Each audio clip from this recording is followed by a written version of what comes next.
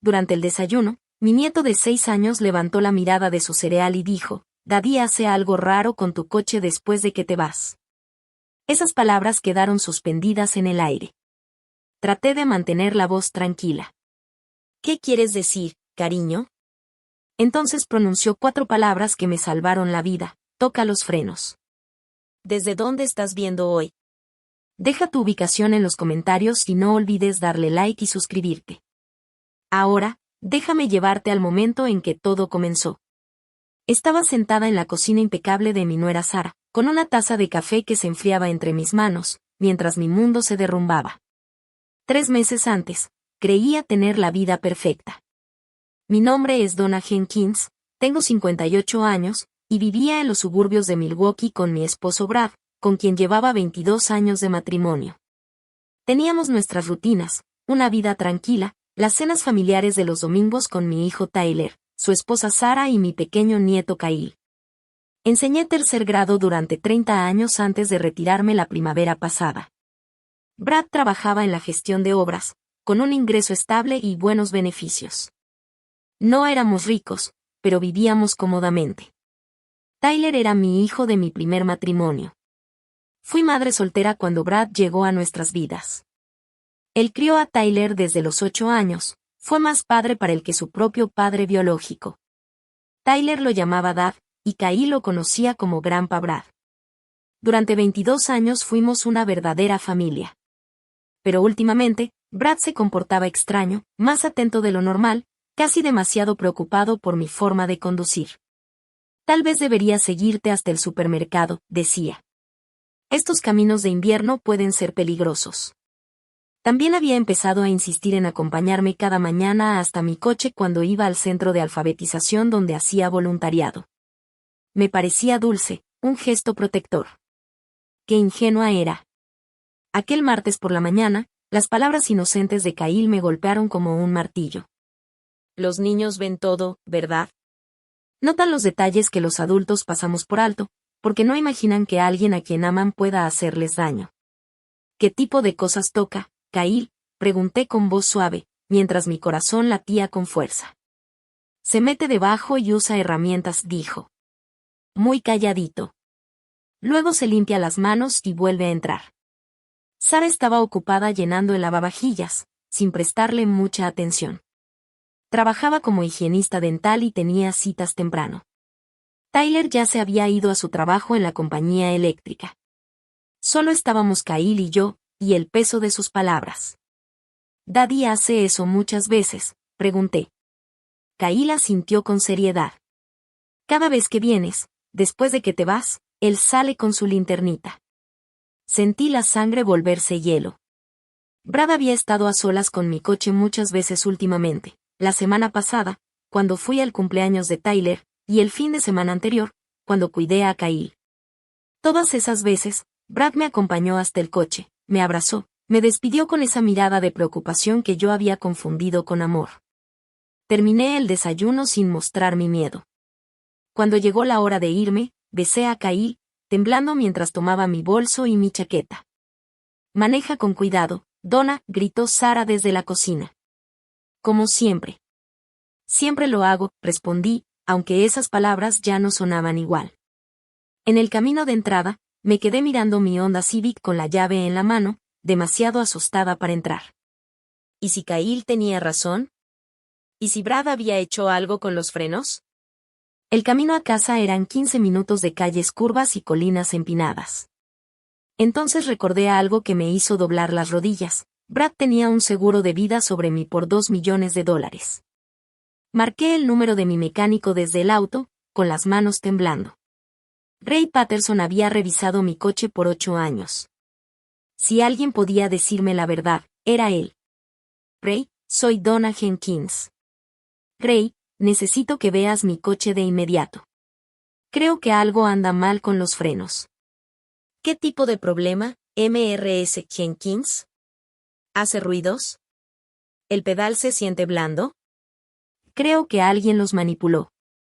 Hubo un silencio. Mrs. Jenkins, eso es una acusación muy seria. ¿Estás segura de eso? Ya no estoy segura de nada. ¿Puedes venir aquí? Tengo miedo de conducir. Ray aceptó venir a casa de Sara. Llamé desde el camino de entrada, inventando una excusa sobre una falla en el coche. Sara salió enseguida, preocupada de verdad, ayudándome a pensar qué hacer. Mi dulce Sara, sin imaginar que su propio suegro podría estar intentando asesinar a su suegra. 30 minutos después, Ray llegó con su grúa y fue directo al trabajo. Lo vi deslizarse bajo mi coche con su linterna, mientras Sara trataba de hacer conversación nerviosa a mi lado y Kyle pegaba la nariz contra la ventana del salón. 10 minutos después, Ray salió con el rostro serio. Mrs. Jenkins, necesitamos hablar a solas. Sara se disculpó para prepararse para el trabajo y se llevó a Kyle dentro. Ray se limpió las manos en el overol, evitando mirarme. Bueno, dije, aunque ya sabía la respuesta solo con ver su expresión. ¿Qué encontraste? Alguien tocó las líneas de freno, señora. Trabajo reciente. No fue un profesional. Quisieron hacerlo parecer desgaste normal, pero lo hicieron de forma tan torpe que el fallo total era cuestión de unas pocas millas más. El mundo pareció inclinarse. ¿Cuántas millas más? Es difícil saberlo con exactitud. Tal vez hoy, tal vez mañana, pero pronto. Muy pronto. Pensé en el camino de regreso desde la casa de Sara, la colina empinada de Maple Street donde siempre debía frenar fuerte en la señal de stop, y la intersección llena de tráfico al final. Ray, necesito documentación. Fotos, notas, lo que sea, y quiero que lo arregles en silencio. Mrs. Jenkins, esto es intento de asesinato. Tiene que llamar a la policía. Aún no. Primero necesito entender con qué estoy lidiando. Ray pasó otra hora documentando todo, tomó fotos desde varios ángulos, escribió notas sobre el tipo exacto de daño. Confirmó que no era vandalismo al azar. Era un trabajo intencionado, hecho por alguien que sabía lo suficiente sobre autos como para hacerlo parecer un accidente. Brad había trabajado en construcción durante 25 años, pero antes de eso, había pasado 6 años en el ejército como ingeniero de combate. Sabía de explosivos, de mecánica, y tenía lo que él llamaba habilidades prácticas para resolver problemas gracias a su entrenamiento militar. Desde sus 20 años, reconstruía motores de autos como pasatiempo. Decía que le recordaba al mantenimiento de equipos que hacía cuando estaba desplegado. Después de que Ray remolcó mi coche a su taller, Sara me llevó a casa. Iba sentada en el asiento del pasajero de su SUV, intentando mantener una conversación mientras mi mente no dejaba de girar. ¿Cuánto tiempo llevaba Brad planeando esto? La póliza de seguro se había comprado hacía 18 meses. Él había insistido en hacerlo después de que su amigo Jim muriera inesperadamente, dejando a su esposa con problemas económicos. Solo quiero asegurarme de que estés bien si algo me pasa, me había dicho. Pero no era una póliza sobre su vida. Era una póliza sobre la mía. Cuando llegué a casa, Brad estaba en el garaje, trabajando en su banco de herramientas. Levantó la vista cuando entré, sonriendo con esa sonrisa familiar que había amado durante 22 años. ¿Cómo va el coche, cariño? ¿Algún problema en el camino a casa? Todo bien, mentí con suavidad. Ray va a hacerle mantenimiento mañana, por rutina. Quiero prevenir cualquier problema antes de que se vuelva caro. Algo cruzó fugazmente el rostro de Brad. Muy rápido para que la mayoría lo notara, pero yo ya estaba atenta. Eso es inteligente, dijo. Nunca se puede ser demasiado cuidadoso con el mantenimiento del coche. No, pensé, tú sí que no puedes. Esa noche cociné la cena como siempre. Vimos televisión como siempre. Fuimos a dormir como siempre. Pero yo no cerré los ojos. Me quedé despierta hasta las 3 de la mañana, escuchando su respiración, preguntándome de cuántas otras formas habría pensado en matarme. Cuando por fin su respiración se volvió profunda, me levanté con cuidado y fui a su oficina. Era hora de descubrir qué más había estado ocultando mi amoroso esposo. La oficina de Brad siempre había sido territorio prohibido. Llevaba años diciéndome que era solo trabajo, aburridos papeles financieros. No tienes que preocuparte por eso, tu linda cabecita no lo necesita, decía. Esa frase, tu linda cabecita, ahora me daba escalofríos. Nunca había cuestionado su privacidad. Las esposas que confían no husmean en los papeles de sus maridos. Pero las esposas cuyos maridos sabotean sus frenos no viven precisamente un matrimonio normal, ¿verdad? El archivador estaba cerrado con llave, pero conocía a Brad. No era creativo escondiendo cosas. Encontré la llave en el cajón de su escritorio, pegada debajo de la bandeja de lápices, el mismo lugar donde escondía los regalos de Navidad desde hacía 20 años. La póliza de seguro estaba en la primera carpeta que abrí, $2 millones, tal como recordaba. Pero había otros documentos, formularios de beneficiario, procedimientos de reclamo, información del agente de seguros. Todo perfectamente organizado. Luego encontré la solicitud original del seguro. Mis datos médicos, historial laboral, preguntas sobre estilo de vida, todo escrito con la letra de Brad, no la mía. Miré mi supuesta firma al final. Era buena. Muy buena. Brad siempre había sido artístico, y además su entrenamiento militar incluía trabajos con documentos que nunca había querido detallar. Pero yo no había firmado eso. Lo que significaba que Brad había falsificado mi firma en una póliza de seguro de vida de $2 millones. Entonces encontré la segunda carpeta. Estados financieros que nunca había visto. Tarjetas de crédito a mi nombre que jamás abrí. Una segunda hipoteca sobre nuestra casa que nunca firmé. Extractos bancarios con grandes retiros de cuentas que ni siquiera sabía que existían. Mi esposo había estado destruyendo nuestras finanzas poco a poco, mientras planeaba mi muerte. La tercera carpeta me heló la sangre. Mapas. Mapas dibujados a mano de mis rutas habituales, la biblioteca, el supermercado, la casa de Sara, el centro de alfabetización. Notas sobre el tráfico, el estado de las calles, los horarios más convenientes. Había estado estudiando mis movimientos durante meses. Al fondo del montón había un calendario. Mi horario semanal escrito con la letra de Brad, citas médicas, turnos de voluntariado, visitas con Kyle. Todo documentado, planeado, previsto. La fecha de hoy estaba marcada con un círculo rojo y una sola palabra, hoy. Hoy, él esperaba que muriera.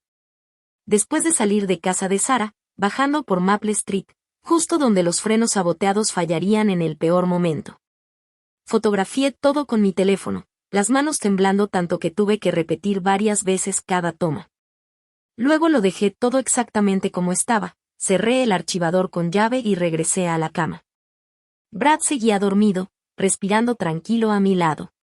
El mismo hombre con quien había compartido el desayuno cada mañana durante 22 años. El mismo que me llevaba café a la cama los domingos. El que lloró en la graduación de Tyler.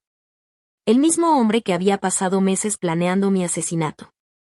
Me quedé en la oscuridad, mirando el techo, con la mente en caos. ¿Por qué ahora? ¿Qué había cambiado? No éramos ricos, pero tampoco vivíamos mal. Nuestro matrimonio ya no era apasionado, pero tampoco era terrible, nos habíamos acomodado en una mediana edad confortable juntos. Entonces recordé algo que hizo que todo encajara. Hace 3 meses murió mi madre y me dejó su casa en Florida, pagada, valuada en unos $400,000. Yo había mencionado venderla y usar el dinero para viajar en nuestra jubilación. Brad se mostró muy interesado en esos planes, muy apoyador, muy entusiasmado con la idea de tener dinero extra para disfrutar nuestros años dorados. Resultó que él aparentemente había decidido disfrutar esos años dorados sin mí. A la mañana siguiente hice el desayuno como siempre. Brad me besó la frente, preguntó por mis planes del día y me recordó que manejara con cuidado. Always do, respondí, observando su cara con atención. Tuvo la poca gracia de verse ligeramente incómodo. Después de que se fue al trabajo, llamé a mi hermana Eleyanar en Phoenix. Eleyanar fue paralegal hasta su retiro y siempre fue la más desconfiada de la familia. Ella, necesito ayuda y necesito que escuches sin interrumpir porque esto va a sonar una locura. Y le conté todo, la observación de Kyle, los hallazgos de Ray, los papeles en la oficina de Brad. Eleyanar escuchó en silencio hasta que terminé. Donna, tienes que salir de esa casa ahora mismo. No puedo simplemente desaparecer. Él sabrá que me di cuenta. De entonces necesitas evidencia. Evidencia real. Suficiente para encerrarlo para siempre. ¿Cómo consigo eso sin que me maten? Y ella guardó silencio un momento. ¿Recuerdas a mi amiga Ellen Martínez, la que tuvo ese divorcio complicado? Ahora está en el FBI. Trabaja White Collar Crime. Déjame llamarla. FBI. Ella, esto no es solo White Collar Crime. Es fraude de seguros, falsificación, intento de asesinato por beneficio económico. Y créeme, esto es precisamente del área de Ellen. Ella sabrá qué hacer. Cuando colgamos, me quedé en la cocina con el café, mirando la casa que había amado 15 años, las paredes amarillas que pinté, el huerto de hierbas a la vista por la ventana, el refrigerador cubierto con los dibujos de Kyle. Todo se sentía contaminado ahora, envenenado por saber que mi esposo se había sentado en esta mesa, comido mis comidas y planeado mi muerte. Mi teléfono vibró con un mensaje de Brad. Hope's the car running today? Opera finds everything in good shape. Miré el texto y vi la preocupación cuidadosamente ensayada por lo que realmente era: vigilancia. Le respondí: everything's fine. Ray says just routine stuff. Luego borré la conversación y empecé a trazar un plan para sobrevivir el tiempo suficiente como para meter a mi esposo en la cárcel, porque por ahí iba esto. Esto no era terapia de pareja, era un caso federal. Y yo iba a asegurarme de que Brad Jenkins aprendiera qué les pasa a los hombres que subestiman a sus esposas. A la mañana siguiente llegó Ellen Martínez a mi casa, vestida como cualquier profesional suburbana, mediados de 40, sonrisa competente, esa clase de mujer que se difumina en cualquier reunión del PTA o club de lectura. Era, además, agente federal con 15 años de experiencia en crímenes financieros y domestic terrorism. El Ellanar me contó lo básico, dijo sentándose en mi mesa de cocina. Pero necesito que me lo cuentes todo desde el principio. Cada detalle, cada documento, cada conversación que recuerdes. Le mostré las fotos de Ray, las fotos que yo había tomado de los archivos de Brad y la revelación inocente de Kyle que había encendido todo. Ellen tomó notas en un cuadernito y, de vez en cuando, me hacía preguntas que me hacían ver lo que yo había pasado por alto. «¿O la póliza de vida?», dijo, «¿cuándo se compró?». Hace 18 meses. Justo después de que su amigo Jim murió. ¿Y la muerte de Jim fue por causas naturales? La pregunta me paralizó. Eso supuse. Ataque al corazón, dijo Brad. Jim tenía sobrepeso y presión alta. Ellen anotó otra vez. Tendremos que investigar eso, y otros amigos o familiares, alguien más que haya muerto inesperadamente alrededor de tu esposo. Mi boca se secó. ¿Crees que podría haber más casos? Los hombres dispuestos a matar por un seguro rara vez empiezan por sus esposas. Suele haber un patrón, familiares, amigos, gente sobre la que pueden practicar. Pensé en el tío de Brad, Frank, quien había muerto en un accidente de auto hace 2 años. Brad se había mostrado devastado, o al menos eso parecía. Frank le había dejado a Brad su Mustang clásico y una pequeña herencia. Su tío Frank, dije lentamente. Accidente de coche. Vehículo único. Perdió el control en una carretera mojada. La pluma de Ellen se detuvo. Tu esposo fue beneficiario, ¿cierto? Parcialmente, respondí. Frank no tenía hijos. Tendremos que revisar ese caso también, dijo Ellen cerrando su libreta. Donna, voy a ser directa contigo. Si tu esposo ha hecho esto antes, si existe un patrón, entonces estás en peligro inmediato. No solo por frenos saboteados, sino porque los asesinos, cuando se sienten acorralados, se desesperan. ¿Qué sugieres?, pregunté. Primero, necesitamos ponerte un micrófono. Todo lo que Brad te diga a partir de ahora debe quedar grabado. Segundo, necesitamos vigilancia sobre él. Si está planeando algo más, debemos atraparlo en el acto. Ellen abrió su maletín y sacó un pequeño dispositivo del tamaño de un botón. Si esto va en el bolsillo de tu chaqueta. Se activa por voz. Dura 8 horas. Es equipo del FBI. ¿Y si lo encuentra? entonces corres. De inmediato. No empaques. No dudes. Solo corre. Esa tarde, llevé el micrófono escondido para almorzar con Brad en su restaurante favorito. Él lo había sugerido por la mañana, diciendo que necesitábamos pasar más quality time juntos. ¿Tiempo de calidad? Claro. Te noto tensa últimamente, dijo Brad, mordiendo su hamburguesa. ¿Todo bien? Solo estoy pensando en la casa de mamá en Florida. Hay muchas decisiones que tomar. Su expresión cambió sutilmente. ¿Qué tipo de decisiones? Si la vendo, si la conservo como propiedad para rentar, temas financieros. Tal vez hable con un abogado sobre los impuestos. Puedo ayudarte con eso, dijo rápidamente. No hace falta involucrar abogados para algo tan simple. Forcé una sonrisa. Qué lindo, pero es algo complejo. Mamá tenía algunas inversiones interesantes de las que recién me entero. El tenedor de Brad se detuvo a mitad del camino. ¿Qué tipo de inversiones? Certificados de depósito, algunas acciones, un fondo fiduciario del que no sabía nada. Aparentemente heredé más que solo la casa. Era una completa mentira. Mamá había muerto con apenas lo suficiente para pagar su funeral, pero quería ver cómo reaccionaba Brad ante la posibilidad de más dinero. Intentó parecer contento, pero vi el cálculo en sus ojos, el ajuste de sus planes. Eso es maravilloso, cariño. ¿Cuánto más? El abogado dijo que quizá otros 300,000, una vez que todo se resuelva. Brad casi se atragantó con el agua. 300,000. Y podría ser más. El fondo tiene algunas restricciones, pero cuando cumpla 60, todo será mío. Tenía 58. Estoy segura de que Brad hacía cálculos en su mente. 2 años de espera, o adelantar el plan. Deberíamos celebrarlo, dijo. Quizás hacer ese viaje a Europa del que siempre hablamos. Suena encantador, respondí, tomando su mano sobre la mesa. Soy tan afortunada de tener un esposo tan comprensivo. Brad me apretó los dedos y sonrió con ese gesto tan amoroso. Solo quiero que seas feliz, Donna. Eso es todo lo que siempre he querido. El micrófono captó cada palabra. Esa misma noche, Ellen me llamó con una actualización. Hemos estado monitoreando el teléfono y la computadora de Brad, dijo con voz tensa. Está investigando venenos imposibles de rastrear, formas de simular accidentes, y ha contactado a alguien que se especializa en falsificar documentos. ¿Más falsificaciones? Sí. Creemos que intenta acceder a la supuesta herencia de tu madre, creando papeles que lo conviertan a él en beneficiario, en lugar de ti.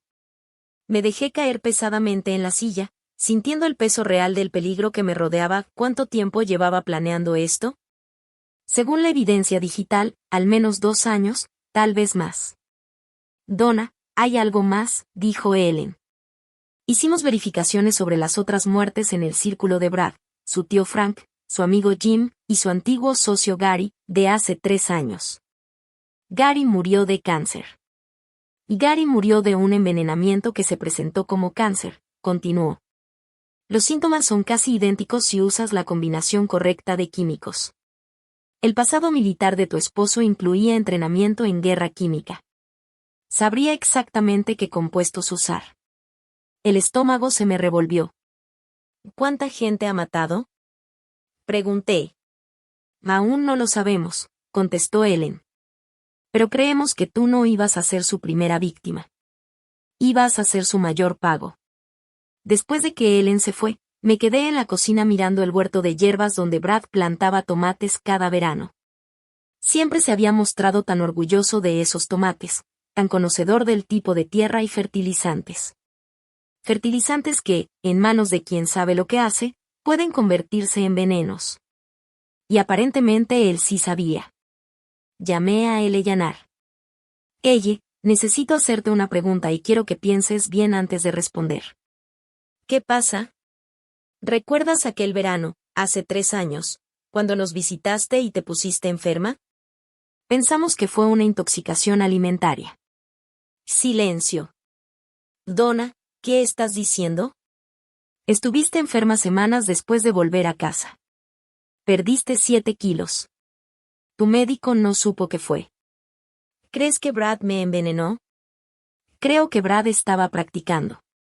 La voz de Eleanor tembló cuando contestó. Dios mío. Así no lo hubieras descubierto, lo sé, pero lo descubrí. Y ahora me aseguraré de que pague por todo. Ellen tenía razón en una cosa, los asesinos, cuando se sienten acorralados, se desesperan, y también se vuelven descuidados. Aposté a que Brad Jenkins cometería el error que lo condenaría para siempre. La oportunidad llegó antes de lo que esperaba. Brad anunció en el desayuno que quería llevarme a un fin de semana romántico al Wisconsin Dells. Solo los dos, dijo, untando la tostada con una naturalidad demasiado ensayada.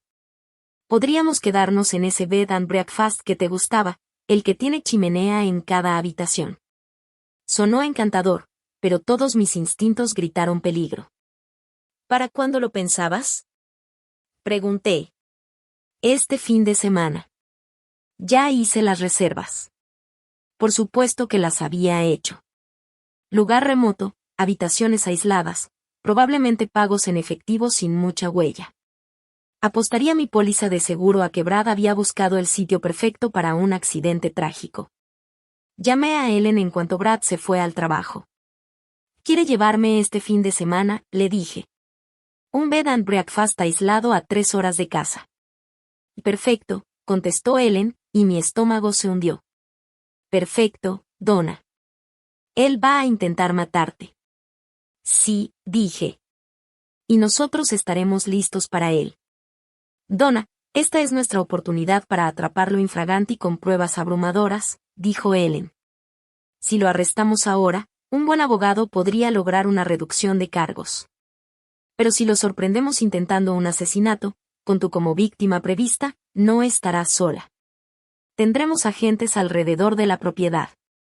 Llevarás múltiples dispositivos de grabación. El momento en que Brad haga un movimiento, estaremos ahí, me aseguró Ellen con voz firme. ¿Y si no llegan a tiempo? Pregunté. Su tono no cambió ni un poco. Entonces pasaré el resto de mi carrera asegurándome de que Brad Jenkins no vuelva a ver la luz del sol. No era exactamente el tipo de consuelo que esperaba, pero tendría que bastar. Esa tarde, fui al taller de Ray a recoger mi coche. Había instalado un rastreador y, según él, algunas modificaciones que Ellen había solicitado. ¿Qué tipo de modificaciones?, pregunté. Ray sonrió con un gesto serio. Digamos que si alguien vuelve a tocar tus frenos, se llevará una sorpresa. No entiendo. MRS Jenkins, mi hermano trabaja para el FBI. He preparado algunos autos para operaciones encubiertas. Tu Honda ya no es tan indefenso como parece. El viernes por la tarde, Brad cargó nuestras maletas en su camioneta. Deja tu coche aquí, dijo. Así ahorramos gasolina, y ya sabes que me gusta conducir cuando vamos juntos. Por supuesto. Quería controlar el transporte. No puedes montar un accidente creíble si la víctima podría escapar. Qué lindo, dije, sonriendo y subiendo al asiento del pasajero. Me encanta cuando tú manejas. El bed and breakfast era exactamente como lo había imaginado, aislado, encantador. El tipo de lugar donde un viudo desconsolado podría contar una historia trágica sobre cómo su esposa se cayó accidentalmente del balcón. La habitación que Brad había elegido estaba en el 3er piso, con una vista impresionante del Valle del Río y un balcón con una barandilla sospechosamente baja. ¡Qué vista tan hermosa!, comenté, saliendo al balcón mientras observaba la caída de casi 10 metros hacia las rocas. Impresionante, dijo Brad, colocándose detrás de mí, demasiado cerca. Esa noche, en la cena, Brad fue más atento que en años. Pidió vino, me tomó la mano, me miró a los ojos como si fuéramos recién casados. Quiero que sepas cuánto te amo, me dijo mientras llegaba el postre. Cuánto agradezco todos estos años juntos. Y eso suena casi como una despedida, bromeé. Su sonrisa vaciló. No es una despedida, solo gratitud. La vida es tan frágil, ¿verdad? Nunca sabes lo que traerá el mañana. El micrófono oculto captó cada mirada cargada, cada pausa, cada palabra cuidadosamente elegida. De regreso en la habitación, Brad sugirió abrir la botella de champagne que había traído. Ocasión especial, dijo. Es momento de celebrar nuestro amor. Lo observé mientras servía las copas, notando cómo giraba ligeramente para que no viera mi vaso. Cuando me lo entregó, pude ver un leve residuo en el fondo, algo que no se había disuelto del todo. Por nosotros, dijo Brad, levantando su copa. Por nosotros, repetí, llevándola a mis labios, pero sin beber. Brad vació su copa en 3 tragos, luego la dejó sobre la mesa y caminó hacia la puerta corrediza que daba al balcón. Vamos a ver las estrellas, dijo. El cielo está tan claro esta noche. Eran las 11:47 de la noche, la hora perfecta para un accidente trágico, cuando la víctima está demasiado drogada para resistirse y demasiado débil para gritar. Lo seguí al balcón, aún sosteniendo mi copa intacta. El aire era frío, y la barandilla, tan baja como había temido. Donna, dijo Brad, colocándose detrás de mí otra vez. Necesito decirte algo. ¿Qué pasa, cariño? Sus manos se posaron en mis hombros, luego bajaron hasta mi cintura. Lo siento. ¿Lo sientes? ¿Por qué? Por lo que tengo que hacer. Y entonces empujó, o intentó hacerlo. Pero yo había pasado la última semana entrenando con el equipo de Ellen, aprendiendo cómo mover mi peso, cómo usar el impulso del otro a mi favor, en lugar de irme por encima de la barandilla. Giré hacia un lado y logré mantenerme en pie. Brad, desequilibrado por su propio impulso, tropezó hacia adelante y se sostuvo del barandal para no caer. «FBI, nadie se mueva», y gritó una voz. Las luces se encendieron desde todas las direcciones, iluminando el balcón como si fuera pleno día. Los agentes rodearon el lugar, y la voz de Ellen resonó por un megáfono. «Bradford Jenkins, estás arrestado por intento de asesinato». Brad se volvió hacia mí, con el rostro dividido entre la confusión y la rabia. ¿Tú sabías? Sí, lo sabía, respondí con calma. Lo que no entiendo es por qué. 22 años, Brad. ¿De verdad era yo una carga tan grande? No era personal, dijo, mientras los agentes le ponían las esposas. Era solo negocio. Solo negocio. 22 años de matrimonio, y mi muerte habría sido solo eso, un negocio. Mientras se lo llevaban, Ellen apareció a mi lado. ¿Estás bien? Estoy bien. ¿Tienen todo lo que necesitan? Ellen sonrió. Intento de asesinato, conspiración, fraude de seguros, y, según lo que encontramos en su teléfono esta noche, vamos a reabrir 3 muertes sospechosas más. Tu esposo acaba de asegurarse una condena de por vida. Miré el balcón donde casi había muerto, pensando en el comentario inocente de Kyle que me había salvado la vida. Los niños realmente ven todo, ¿verdad? Incluso cuando los adultos son demasiado confiados para notarlo. Tal vez, especialmente entonces. A la mañana siguiente, sentada en una sala de conferencias del FBI en Milwaukee, supe hasta qué punto había llegado la planificación de Brad. Ellen extendió sobre la mesa fotografías y documentos como si fueran cartas de una baraja, cada una revelando otra capa de engaño. Investigó este bed and breakfast a fondo, me explicó. Lo visitó 3 veces en los últimos 6 meses, siempre solo, siempre pagando en efectivo. Se reunió 2 veces con el dueño para elegir la habitación perfecta para su esposa. Estaba ensayando. Más que eso, estaba creando una historia, testigos que hablarían de lo devoto que era. Ellen sacó una transcripción. Y esto fue lo que el dueño le dijo a nuestros agentes esta mañana. El señor Jenkins fue tan considerado, quería que todo saliera perfecto para la sorpresa de cumpleaños de su esposa. Preguntó específicamente por la habitación con balcón. Dijo que a ella le encantaban las vistas panorámicas. Mi cumpleaños no era hasta diciembre.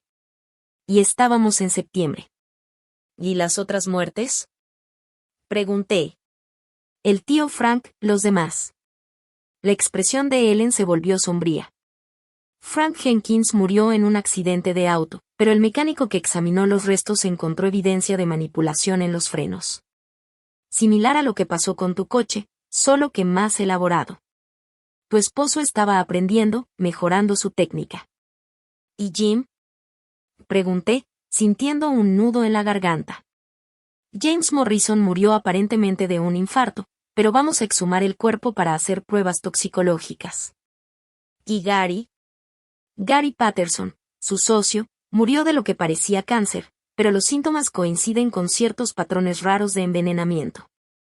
El entrenamiento químico de Brad en el ejército explicaba cómo sabía exactamente qué compuestos usar. Miré las fotos de los 3 hombres que había conocido. Hombres por los que había llorado junto a Brad.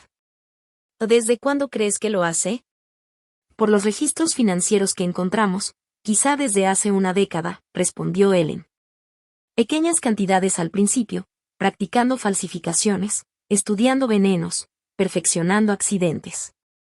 Ellen se inclinó hacia mí.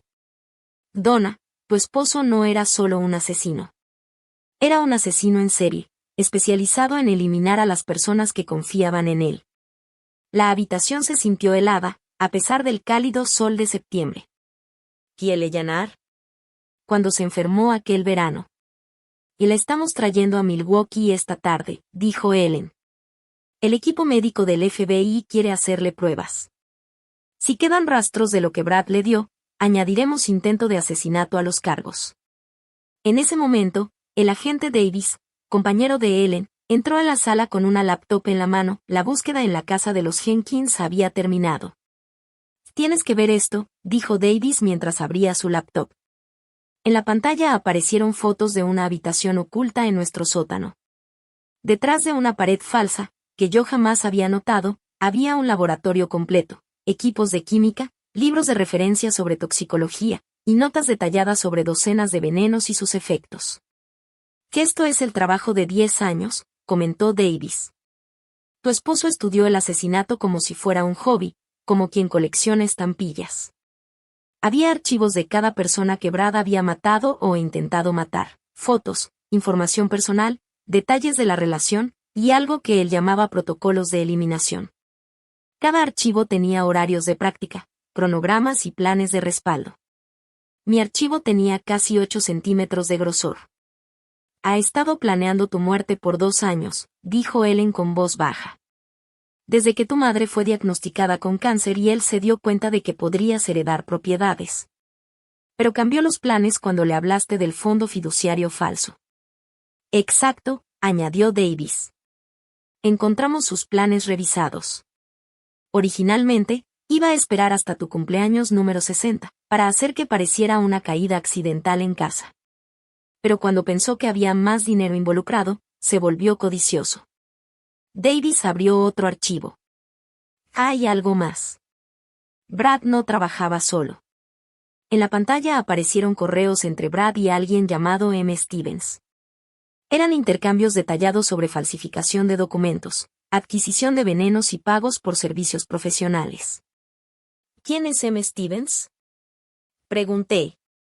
Martha Stevens, respondió Ellen. Una falsificadora profesional con clientes en 3 estados. Le vendía a Brad certificados de defunción falsos, historiales médicos modificados, pólizas de seguro alteradas. La arrestamos hace 2 horas. Recordé todos los papeles que había encontrado en la oficina de Brad, todas esas firmas perfectas que yo creí que él mismo había falsificado. ¿Cuántas personas estaban involucradas en planear mi asesinato? Al menos 4, por ahora, dijo Ellen. Brad, Martha, un químico llamado Robert Cruz que le suministraba venenos imposibles de rastrear, y alguien más que aún estamos identificando, quien le proporcionaba el equipo de vigilancia. ¿Equipo de vigilancia? Pregunté, sintiendo que el estómago se me encogía. Davis mostró más fotos de laboratorio, diminutas cámaras, micrófonos, rastreadores GPS. Brad ha estado monitoreando tus movimientos por más de 1 año. Sabía a dónde ibas, con quién hablaba, y cada rutina que seguías. De pronto todo encajó. Como siempre parecía saber cuándo regresaría del supermercado. ¿Por qué me escribía mensajes justo cuando estaba en mis turnos de voluntariado en el centro de lectura? ¿Por qué se interesaba tanto en mis cafés semanales con mi amiga Margaret? ¿Está Margaret en peligro? Pregunté. Y no lo creemos, respondió Ellen, pero estamos advirtiendo a todos los de tu círculo social que tengan cuidado hasta que capturemos a todos los cómplices de Brad. La reunión se prolongó 3 horas más. Formularios, declaraciones, protocolos de protección. El FBI estaba tratando el caso como una red criminal organizada, no solo como un asunto doméstico. ¿Cuándo podré volver a casa? Pregunté finalmente. Ellen y Davis se miraron entre sí. Donna, no te lo recomendamos. Los socios de Brad aún no saben que fue arrestado. Si piensan que eres una amenaza, ¿creen que podrían venir por mí? Creemos que podrían intentar cerrar cabos sueltos. Sí. Así que me trasladaron a una safe house en Madison, una casa cómoda en un vecindario tranquilo, con agentes del FBI haciéndose pasar por vecinos. Esa misma noche llegó mi hermana Eleanor, pálida y temblando, después de su evaluación médica. Encontraron rastros, dijo sin rodeos. Metales pesados en mi sangre, el daño en mis riñones, que los doctores no pudieron explicar hace 3 años, ahora tenía sentido. Brad me había envenenado. Nos sentamos en la cocina de la safe house, tomando té, intentando procesar la realidad. Mi esposo había intentado matar a mi hermana, solo para practicar antes de matarme a mí. ¿Por qué no moriste? Y le pregunté, tratando de entender. No es que me queje, pero si Brad intentó envenenarte. Me fui antes de lo planeado, respondió ella. ¿Recuerdas? Mi vuelo se adelantó por aquella tormenta. Se suponía que debía quedarme otra semana, el tiempo suficiente para que el veneno hiciera efecto. Eleanor asintió con la mirada fija en su taza. El doctor del FBI cree que Brad me usó para probar dosis, tiempos, métodos de entrega. Si me hubiera quedado todo el viaje, tú estarías muerta, y él habría sabido exactamente cómo hacerlo. Esa noche, acostada en una cama desconocida dentro de una casa vigilada por agentes federales, pensé en la extraña cadena de coincidencias que me había salvado la vida, la inocente observación de Kyle, la disposición de Ray para ayudar, la desconfianza natural de Eleanor, la inteligencia de Ellen. Pero, sobre todo, pensé en el hecho de que mi esposo, mi compañero durante 22 años, había planeado matarme durante 2 de ellos, y yo nunca sospeché nada. Mañana comenzaría a reconstruir mi vida sin el hombre que había destruido todo lo que creía sobre nuestro matrimonio. Pero esa noche, solo estaba agradecida por seguir viva. 3 semanas después, estaba en el pasillo del Tribunal del Condado de Milwaukee, observando la audiencia de Brad a través de una ventana. Se veía más pequeño, más viejo, vestido con un mono naranja en lugar de sus típicas camisas de franela y jeans. Su abogado, un hombre elegante llamado Peterson, estaba argumentando por una fianza reducida. Su señoría, el señor Jenkins no tiene antecedentes penales, tiene fuertes lazos con la comunidad y no representa riesgo de fuga. La fiscal, la asistente del fiscal del distrito Jennifer Walls, se levantó enseguida. Su señoría, el acusado enfrenta cargos por conspiración para cometer asesinato, intento de asesinato, fraude de seguros, y esperamos más cargos a medida que avance la investigación. Dirigía una organización criminal que operaba en varios estados, con al menos 4 víctimas confirmadas. Presuntas víctimas, corrigió Peterson. No, replicó Walls con frialdad. Víctimas confirmadas. El cuerpo exhumado de James Morrison dio positivo a 3 toxinas raras. El accidente de Frank Jenkins fue reclasificado como homicidio.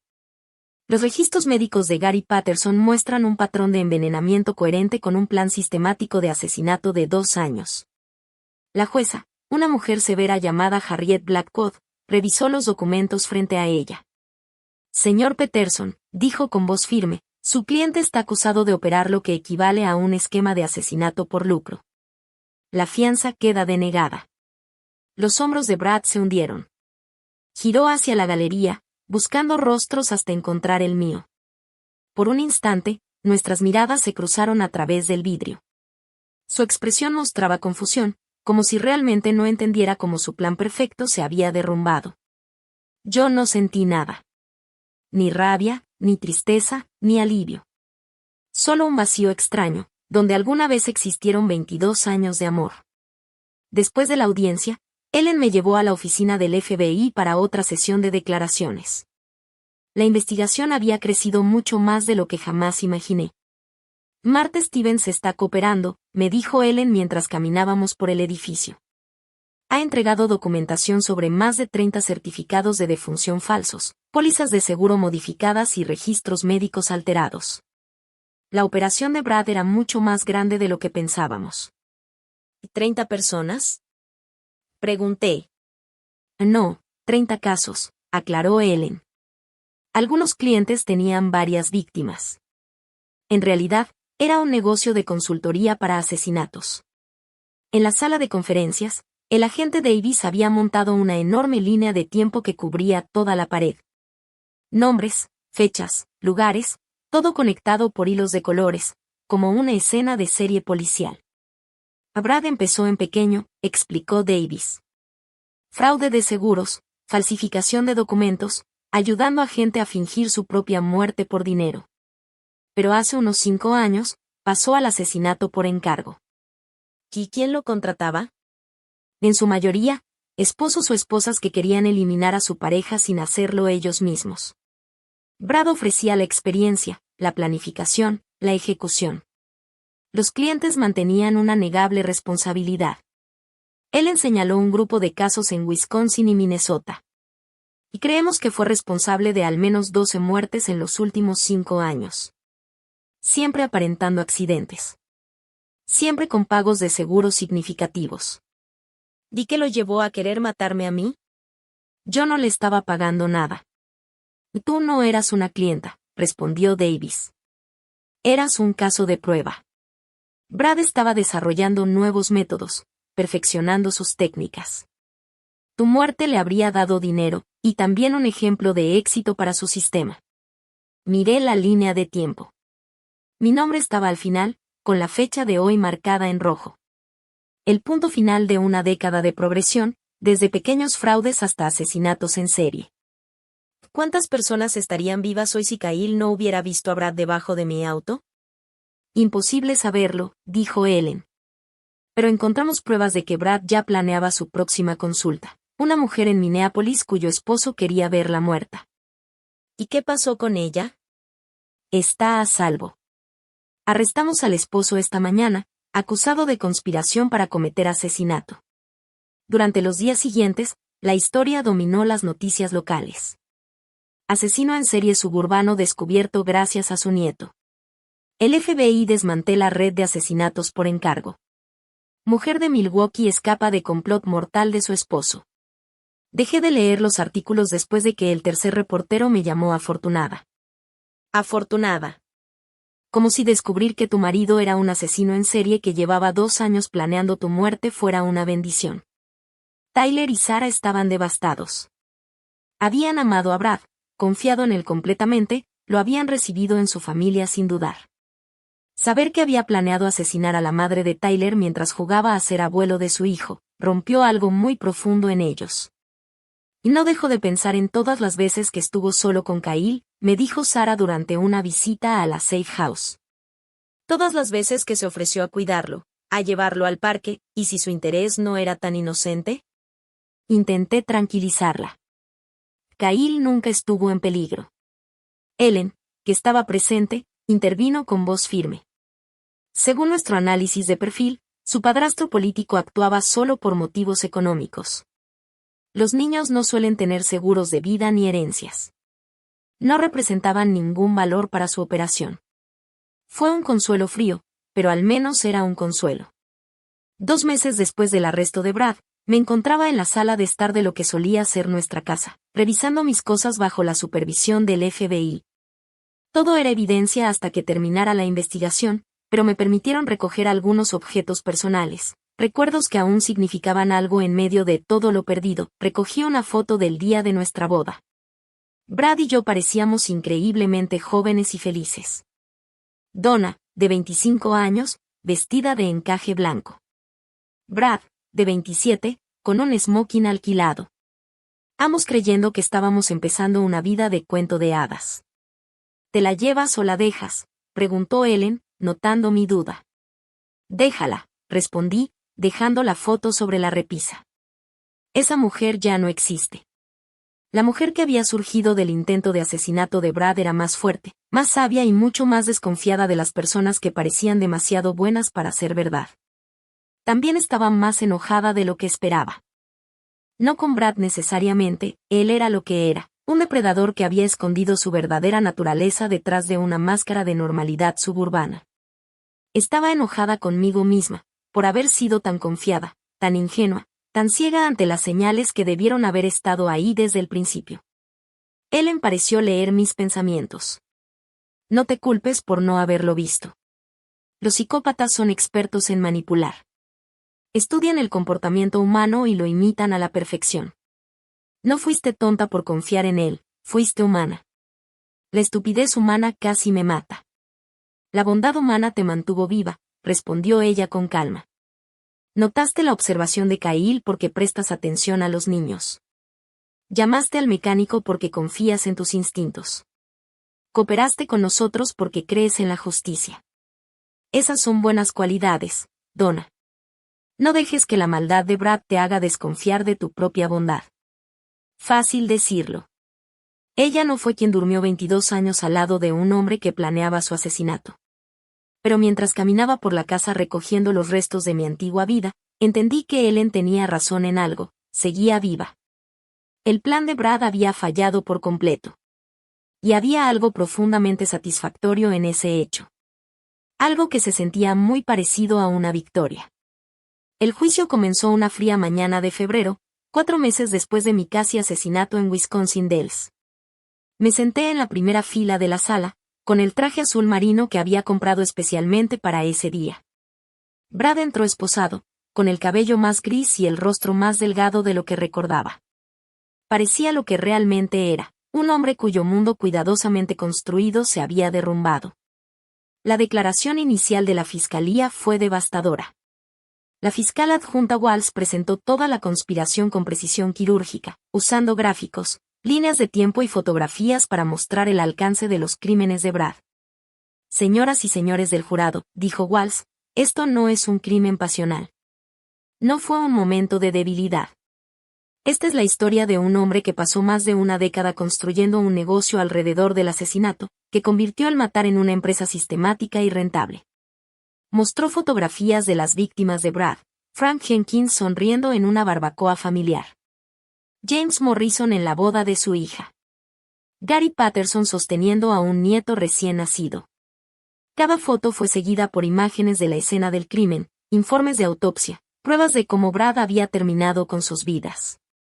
Y luego continuó, y está Donna Jenkins, la esposa del acusado durante 22 años, que sobrevivió solo gracias a la inocente observación de su nieto de 6 años. El abogado defensor, Peterson, intentó un enfoque diferente. En su declaración inicial, presentó a Brad como un hombre desesperado por la presión económica. Un esposo amoroso que había tomado malas decisiones, pero que no era el cerebro de una red criminal organizada. Mi cliente es culpable de mal juicio, dijo Peterson. Culpable de fraude, culpable de engaño. Pero la fiscalía quiere que crean que es algún tipo de genio criminal, un asesino calculador que organizaba elaborados planes de homicidio. La verdad es mucho más simple. Bradford Jenkins es un hombre débil que se metió demasiado con gente peligrosa. Era una estrategia razonable, pero se derrumbó el primer día de testimonio. Martha Stevens, la falsificadora de documentos, declaró sobre su relación laboral con Brad. Era muy profesional, dijo desde el estrado. Siempre pagaba a tiempo, siempre especificaba claramente lo que necesitaba, certificados de defunción, modificaciones de seguros, documentos de identidad. Sabía exactamente lo que quería y cómo usarlo. ¿Cuántos documentos creó usted para el señor Jenkins en los últimos 5 años?, preguntó Walls. 47 diferentes. Certificados de defunción para 6 personas, pólizas de seguro modificadas para 8 clientes, historiales médicos falsos para 12 individuos. ¿Y cuánto le pagó el señor Jenkins por estos servicios? $240,000 en 5 años. El jurado absorbió esa información en silencio. Peterson trató de minimizar el daño durante el contrainterrogatorio, sugiriendo que Marta era la verdaderamente criminal y que Brad solo era uno de sus clientes, pero Marta no lo permitió. El señor Jenkins era quien hacía los planes, dijo con firmeza. Yo solo hacía el papeleo. Él me decía exactamente qué documentos necesitaba, cuándo los necesitaba y cómo encajaban en su cronograma. Esta era su operación. El segundo día subió al estrado Ray Patterson, mi mecánico, quien testificó sobre el sabotaje en la línea de freno de mi coche. Llevó fotografías, diagramas técnicos y una parte real de la línea de freno para demostrar cómo se había hecho la manipulación. Esto no fue vandalismo al azar, explicó Ray al jurado. Fue un trabajo quirúrgico, diseñado para provocar una falla en los frenos en un momento y bajo condiciones muy específicas. Quien hizo esto sabía perfectamente lo que estaba haciendo. En su opinión como experto, preguntó Walsh, ¿cuánto conocimiento automotriz se necesitaría para realizar este tipo de sabotaje? Al menos 20 años de experiencia, respondió Ray. Hay que entender los sistemas hidráulicos, los patrones de fatiga del metal y los mecanismos de tiempo. Esto fue hecho por alguien con gran experiencia mecánica. El contrainterrogatorio de Peterson se centró en la posibilidad de que otra persona hubiera saboteado mi coche, pero Ray lo descartó de inmediato. El coche de la señora Jenkins estaba en su garaje todas las noches, dijo. La única persona con acceso constante era su esposo. El tercer día fue el testimonio de Kyle, realizado en la oficina del juez, solo con el personal esencial presente. Yo observaba por un enlace de video mientras mi nieto de 6 años, que se veía diminuto en la gran silla de cuero, respondía a las preguntas sobre lo que había visto. ¿Puedes decirnos qué hizo el abuelo Brad después de que la abuela Donna se fue en su coche?, preguntó el fiscal con voz suave. Fue al garaje y sacó sus herramientas, respondió Kyle con naturalidad. Luego se metió debajo del coche de la abuela e hizo cosas. ¿Qué tipo de cosas? Tocaba cosas con su destornillador, hacía ruiditos como cuando uno arregla algo, pero en silencio.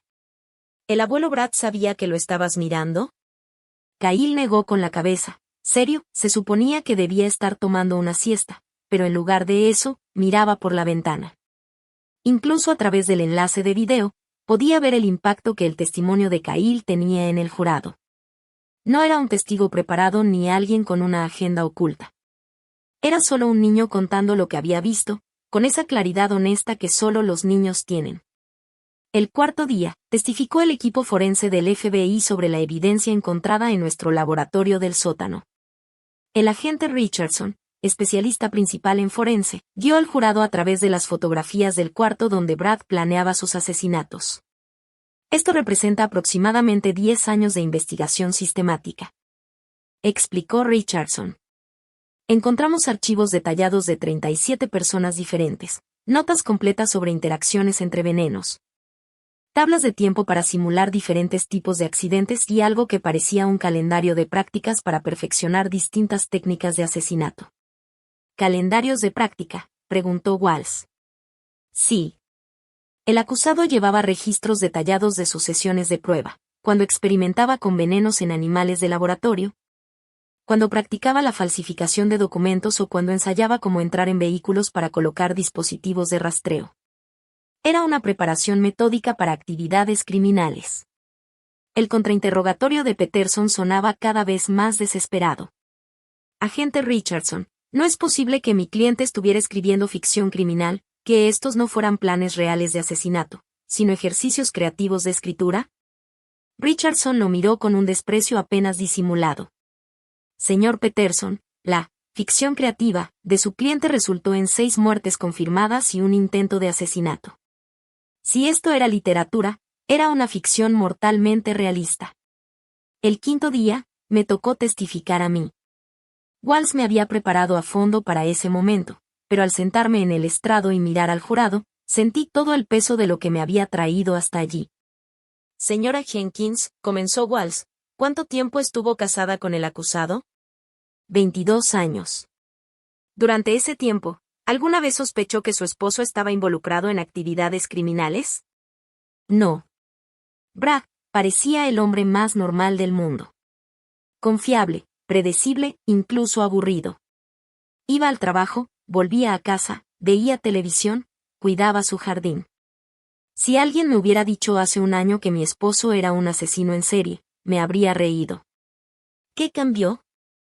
Miré al otro lado de la sala, donde Brad observaba sus propias manos. Mi nieto Kyle notó algo que yo, por confiar demasiado, no quise ver. Los niños notan todo, ¿no es así? No hacen las mismas suposiciones que los adultos sobre las personas en las que se supone que deben confiar. Walsh me guió entonces por toda la línea de tiempo del descubrimiento, desde la observación de Kyle, hasta los hallazgos de Ray y la investigación del FBI. Testifiqué sobre los archivos que encontré en la oficina de Brad, sobre los documentos de seguros falsificados y los mapas con mis rutinas diarias. ¿Cómo se sintió?, preguntó Walsh, al descubrir que su esposo, después de 22 años de matrimonio, había estado planeando su asesinato. Peterson objetó la pregunta por irrelevante, pero la jueza Blackwood la permitió. Se sintió como despertar en la vida de otra persona, respondí. Como descubrir que todo lo que creía saber sobre mi propia existencia era una mentira. El hombre con el que compartí mi cama, para quien cociné, con quien planeé un futuro, me había estado estudiando como a un animal de laboratorio, buscando la forma más eficiente de matarme. ¿Le tiene miedo al acusado?, preguntó Walsh. No, dije, y me di cuenta de que lo decía en serio. Ya no le tengo miedo a Brad. Es un hombre patético que creyó ser lo bastante inteligente como para salirse con la suya. Se equivocó. Durante el contrainterrogatorio, Peterson intentó pintarme como una mujer vengativa, insinuando que había inventado pruebas o colaborado con el FBI para incriminar a un hombre inocente. Señora Jenkins, ¿no es cierto que usted y su esposo tenían problemas matrimoniales, que quería terminar el matrimonio y vio en esto una oportunidad para destruirlo? Señor Peterson, respondí con calma, si hubiera querido destruir a mi esposo, no habría necesitado inventar nada. Sus propias acciones eran más que suficientes. Pero usted estaba enojada por la póliza de seguro, ¿verdad? Enojada porque su esposo tomó una póliza de vida a su nombre sin decirle nada. Estaba enojada por muchas cosas, dije. Estaba enojada porque falsificó mi firma en documentos legales. Porque envenenó a mi hermana. Porque asesinó a su tío y a su mejor amigo. Pero, sobre todo, estaba enojada porque convirtió todo nuestro matrimonio en un elaborado plan de asesinato. Peterson insistió. Señora Jenkins, ¿no es posible que haya malinterpretado actividades inocentes? ¿Que el interés de su esposo en sus rutinas diarias fuera solo preocupación por su seguridad? Lo miré por un largo momento, y luego me giré hacia el jurado. Señoras y señores, sé cómo suena todo esto. Sé que es difícil creer que alguien pueda vivir con un asesino en serie durante 22 años sin saberlo. Pero eso es exactamente con lo que los depredadores cuentan, con nuestra incapacidad para creer que el mal puede tener un rostro tan normal. Mi esposo no fracasó porque yo fuera especialmente lista u observadora. Fracasó porque un niño de 6 años miró por una ventana en el momento equivocado. El juicio duró 2 semanas. El jurado deliberó 6 horas. Culpable de todos los cargos. La jueza Blackwood condenó a Brad a cadena perpetua sin posibilidad de libertad condicional. Cuando lo escoltaban fuera de la sala, Brad se volvió para mirarme una última vez. Movió los labios, y por un instante creí que decía lo siento. Pero no pude escucharlo por encima del sonido de la puerta del tribunal cerrándose. 6 meses después de la sentencia de Brad, estaba en la cocina de mi nuevo apartamento, preparando café para una sola persona y leyendo el periódico de la mañana. En la portada había un artículo sobre Martha Stevens recibiendo 15 años por su participación en la conspiración de asesinatos, pero apenas le presté atención. Estaba más interesada en la sección de bienes raíces. El dinero del seguro de las pólizas que Brad había sacado a nombre de sus víctimas fue confiscado como ganancia de actividad criminal. Pero la casa de mi madre en Florida seguía intacta. Finalmente decidí vender nuestra casa en Milwaukee. Demasiados recuerdos, demasiada historia contaminada. Quería mudarme a un lugar más cálido, sin asociaciones con mi antigua vida. St. Petersburg parecía una buena opción, cerca del agua, con un costo de vida razonable y lo suficientemente lejos de Wisconsin como para no cruzarme con reporteros ni vecinos curiosos que quisieran hablar sobre mi experiencia como la mujer que sobrevivió al asesino en serie del vecindario. Mi teléfono sonó mientras revisaba los anuncios de apartamentos. El nombre de Tyler apareció en la pantalla. Hola, cariño. Mamá, ¿cómo estás? Esa pregunta se había vuelto un ritual entre nosotros. Tyler me llamaba cada pocos días, todavía lidiando con la culpa de haber amado y confiado en el hombre que intentó asesinar a su madre. Estoy bien, Tyler. En realidad, estoy genial. Estoy pensando en mudarme a Florida. ¿O Florida? Eso suena repentino. No tanto. Lo he pensado desde que mamá murió. Ahora parece el momento perfecto para un nuevo comienzo. Tyler guardó silencio unos segundos. ¿Le estás huyendo? No, respondí, sorprendida por la pregunta. No estoy huyendo de algo, estoy yendo hacia algo. Hay una diferencia. ¿Y hacia qué vas? Pensé en eso. ¿Qué buscaba realmente en Florida, además de distancia del pasado? Libertad. Creo que busco la libertad de ser quien yo quiera ser, en lugar de quien todos creen que debo ser. ¿Qué quieres decir, mamá? Durante el último año, he sido la mujer que sobrevivió. La víctima que tuvo suerte. La esposa demasiado ingenua para ver lo que tenía frente a los ojos. Estoy cansada de que me definan por lo que Brad me hizo. Tú no eres una víctima, mamá. No, no lo soy. Soy una mujer que se dio cuenta de que estaba en peligro y decidió actuar. Soy una mujer que ayudó al FBI a atrapar a un asesino en serie. Soy una mujer que sobrevivió 22 años con un psicópata y salió más fuerte. Tyler rió, y fue la primera risa sincera que le escuché en meses. Y dicho así, suenas bastante formidable. Lo soy, respondí con una sonrisa. Solo me tomó 58 años descubrirlo. Después de colgar, seguí leyendo los anuncios inmobiliarios, pero mi mente se desvió hacia algo que Ellen Martínez me había dicho en nuestra última reunión.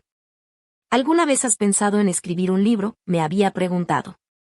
Tu historia podría ayudar a otras mujeres a reconocer las señales de advertencia, a entender sus derechos legales. En ese momento, descarté la idea. ¿Quién querría leer mi historia? ¿Qué podría decir que realmente ayudara a alguien?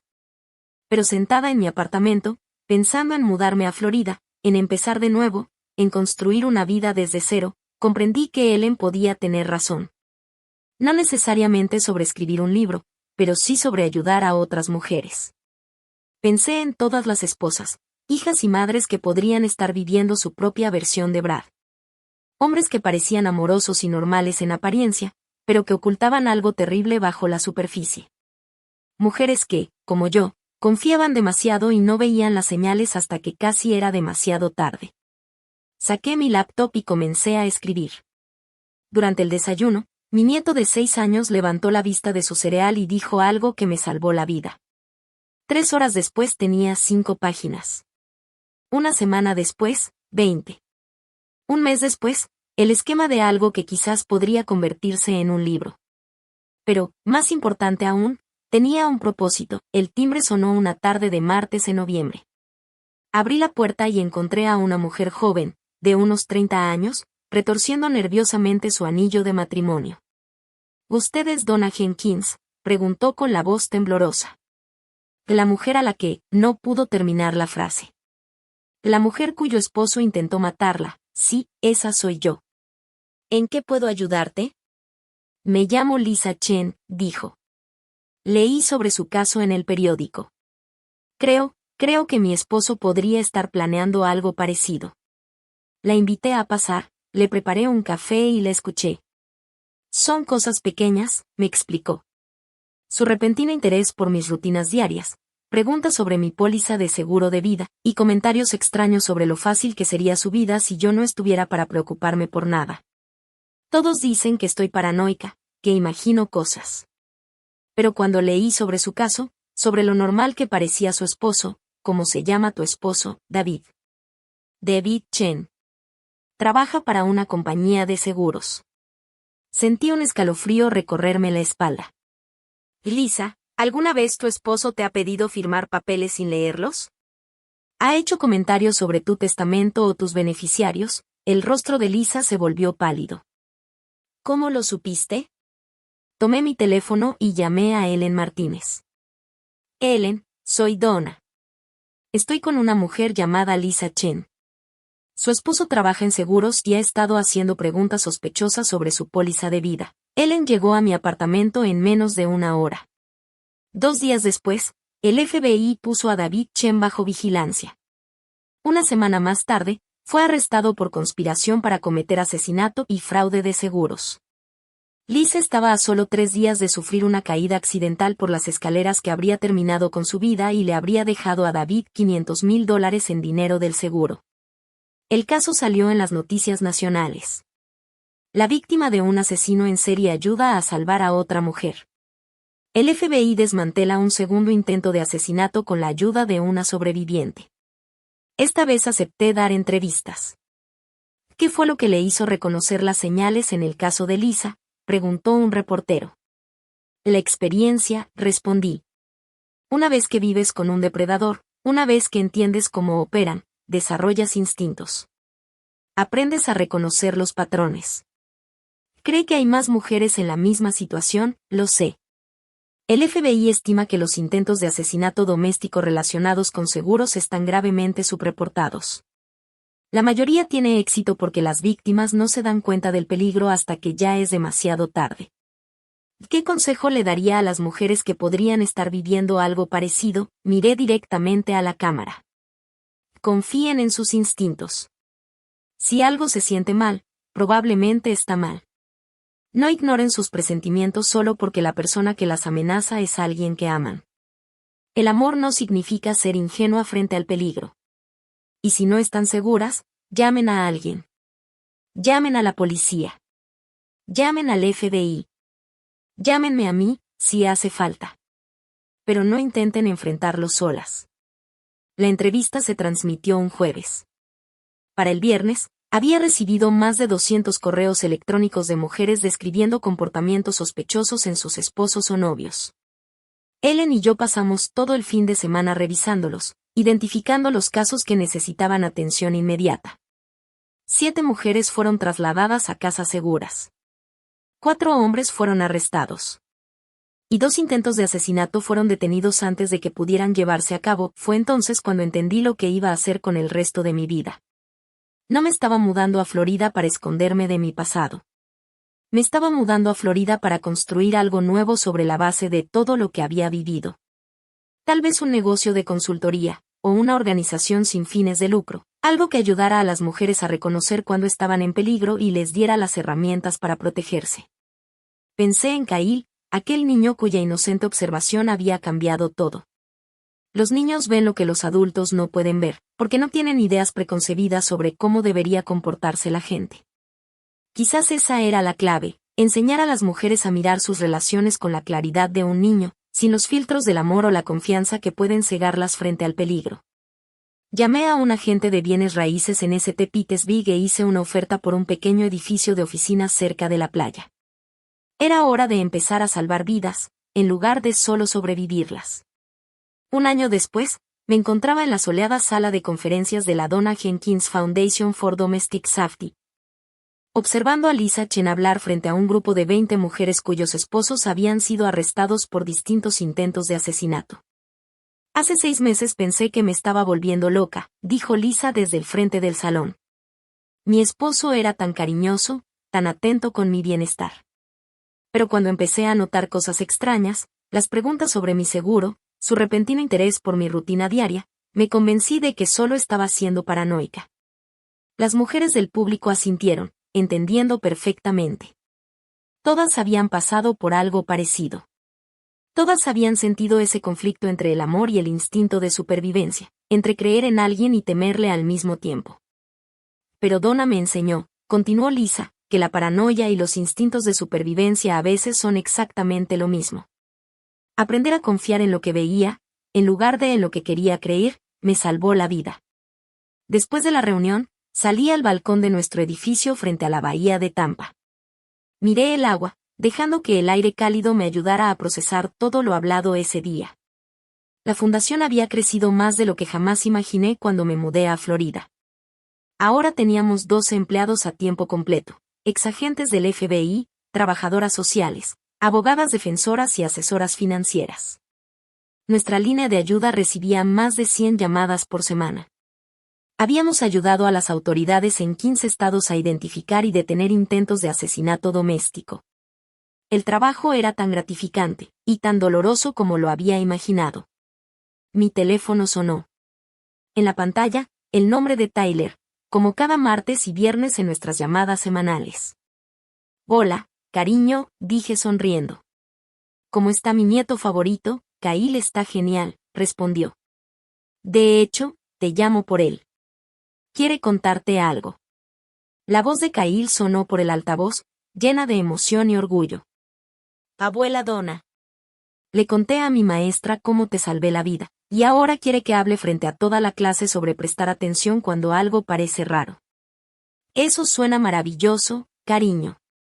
¿Qué les vas a decir? Que los adultos a veces no ven las cosas porque creen que ya saben lo que pasa.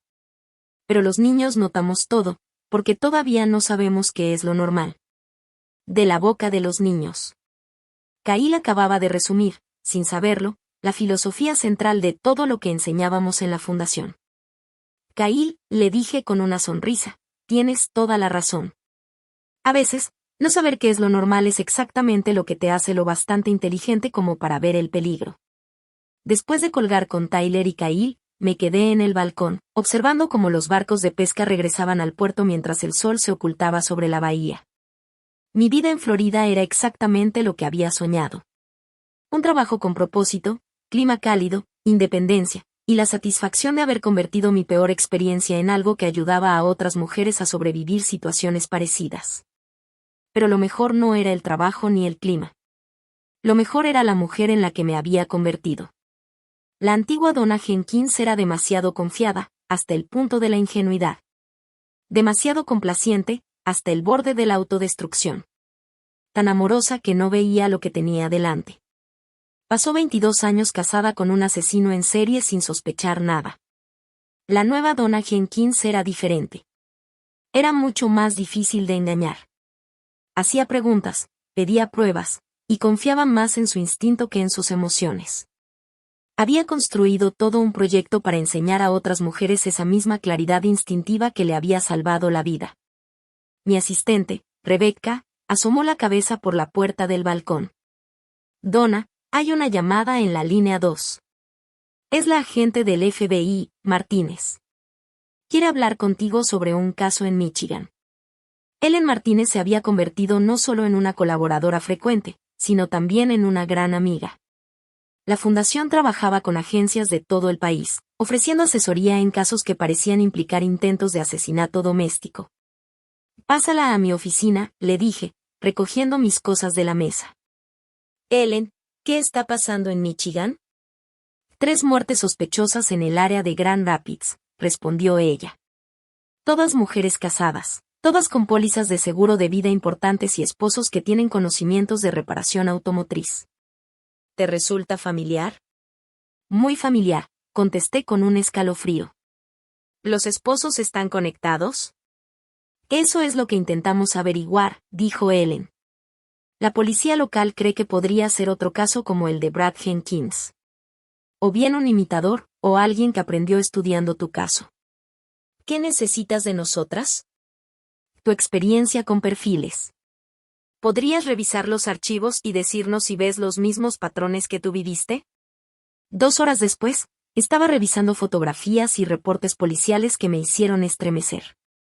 3 mujeres, Jennifer Walls, 42 años, Margaret Foster, 38, y Susan Brady, 45. Todas habían muerto en supuestos accidentes de tráfico causados por fallas en los frenos. Sus esposos, Kevin Walls, David Foster y Michael Brady, se comportaban igual que Brad. Viudos devastados, aparentemente devotos, pero súbitamente ricos, y ya haciendo planes con el dinero del seguro. Aunque había algo distinto. Estos accidentes eran más sofisticados que los intentos iniciales de Brad. Alguien había aprendido de sus errores. Llamé a Ellen de inmediato. Esto no son coincidencias, le dije con firmeza. Alguien estudió los métodos de Brad y los perfeccionó. Pero creo que hay algo que no has notado. ¿Qué cosa? Mira la línea de tiempo. Jennifer Walls murió hace 8 meses. Margaret Foster, hace 6. Susan Brady, hace 4. Eso es un patrón de escalada, dije con el corazón acelerado. Significa que quien sea está ganando confianza, y se está volviendo más eficiente. Los intervalos entre asesinatos se acortan. Si el patrón se mantiene, planea otro asesinato pronto. ¿Qué tan pronto?, preguntó Ellen, con voz tensa. Basándome en la progresión, tal vez en 2 semanas. O menos. Hubo un silencio. Luego Ellen dijo: Donna, hemos identificado 12 mujeres en el área de Grand Rapids cuyos esposos encajan con el perfil. Situaciones financieras parecidas, pólizas similares, y todos con acceso a equipo automotriz. El aire se volvió pesado. Sabía exactamente lo que eso significaba. Otro Brad Jenkins estaba allá afuera. Y el reloj acababa de empezar a correr. Entonces debes advertir a las 12 esta misma noche. Ya estamos en eso, respondió Ellen, pero necesitamos tu ayuda con las entrevistas. Estas mujeres necesitan escuchar a alguien que haya pasado por lo mismo que ellas. Estaré en un avión mañana por la mañana, le dije. Esa noche, mientras hacía mi maleta para el viaje a Michigan, pensé en cuánto había cambiado mi vida desde aquella observación inocente de Kyle en la mesa del desayuno. Había pasado de ser una víctima potencial, a sobreviviente, luego a defensora, y finalmente a experta. Pero, sobre todo, había pasado de confiar en todos, a confiar en mis propios instintos. Y mis instintos me decían que Grand Rapids estaba a punto de volverse muy peligrosa para muchas mujeres. 3 días después, estaba sentada en una sala de conferencias de hotel con 11 mujeres cuyos esposos estaban bajo vigilancia del FBI. La 12ª, Patricia Murray, había sido llevada a una casa segura después de que su esposo fue captado en cámara manipulando los frenos de su auto. Sé que esto da miedo, les dije al grupo. Sé que es casi imposible creer que el hombre que amas, con quien compartes la cama cada noche, pueda estar planeando matarte. Pero necesito que entiendan algo, su supervivencia depende de creer en la evidencia, no en el amor. Patricia levantó la mano. ¿Cómo se supera eso? ¿Cómo vuelves a confiar en alguien? Y poco a poco, respondí con sinceridad. Muy poco a poco. Pero la alternativa es vivir con miedo para siempre. Y yo me niego a dejar que los asesinos me roben el resto de mi vida, además de la parte que ya se llevaron. ¿Sales con alguien?, preguntó otra mujer. Sonreí, pensando en Daniel Morrison, el dueño de una librería con quien salía desde hacía 3 meses. Un hombre amable y paciente, que entendía que yo necesitaba revisiones de antecedentes y avanzar despacio, y que se reía cuando le pedía a Ellen que verificara su nombre en la base de datos del FBI. Sí, en realidad sí, contesté. Y lo maravilloso de haber sobrevivido a lo que sobrevivimos, es que ahora somos muy, muy buenas para detectar las señales de alerta a tiempo. Las mujeres rieron, algunas por primera vez en semanas. Señoras, continué, lo que nos pasó fue terrible, pero también nos hizo casi imposibles de engañar. Cualquier hombre que quiera estar en nuestras vidas ahora, tendrá que ganarse ese privilegio cada día. Y, sinceramente, así debió ser desde el principio. 6 meses después, recibí una carta de Patricia Murray. Su esposo había sido condenado a cadena perpetua por asesinar a 3 mujeres y por intentar matar a una 4ª. Patricia estaba estudiando justicia criminal y planeaba convertirse en defensora de víctimas. Me enseñaste que sobrevivir no era suficiente, escribió. Me enseñaste que podía convertir la supervivencia en propósito. Esa tarde, caminé por la playa cerca de mi apartamento, pensando en aquella observación de Kyle que había salvado mi vida y cambiado todo lo que vino después. Los niños ven lo que los adultos no, porque no asumen cómo se supone que deben comportarse las personas. Tal vez esa era la lección más importante de todas, que el amor y la confianza deben ganarse, no asumirse. Que hacer preguntas y mantenerse alerta no es paranoia, cuando tu vida depende de las respuestas. Saqué mi teléfono y llamé a Kyle. Gran Madonna. Su voz sonaba llena de emoción. ¿Adivina qué? Mi maestra quiere que haga una presentación para toda la escuela sobre cómo prestar atención a la seguridad. Eso es maravilloso, cariño. ¿Y qué vas a decirles? Que si algo parece estar mal, probablemente está mal, y que los niños siempre deben contarles a los adultos cuando noten algo que les dé miedo, incluso si los adultos no quieren escucharlo. Kyle, vas a salvar muchas vidas con esa presentación, le dije, igual que salvas vidas con tu trabajo. Exactamente así, respondió él con orgullo. Al colgar, me di cuenta de que Kyle tenía razón. Los dos estábamos en el mismo negocio ahora, salvar vidas. Él enseñaba a los niños a reconocer el peligro y a hablar sobre ello. Yo enseñaba a las mujeres a confiar en sus instintos y actuar. Caminos diferentes, pero con el mismo objetivo, evitar que solo las observaciones inocentes de un niño de 6 años se interpusieran entre los depredadores y sus víctimas. El sol se estaba poniendo sobre la bahía de Tampa, tiñendo el cielo de tonos naranjas y rosados. Mañana traerá nuevos casos, nuevas mujeres en peligro, nuevas oportunidades para convertir la tragedia en fuerza. Pero esta noche, solo sentía gratitud. Gratitud por estar viva, por ser libre, y por haberme vuelto absolutamente imposible de engañar. Después de 22 años casada con un asesino en serie, finalmente había aprendido la diferencia entre el amor y la supervivencia. Y elijo la supervivencia, cada vez. Gracias por escuchar. No olvides suscribirte y, si quieres, comparte tu historia en los comentarios. Tu voz importa.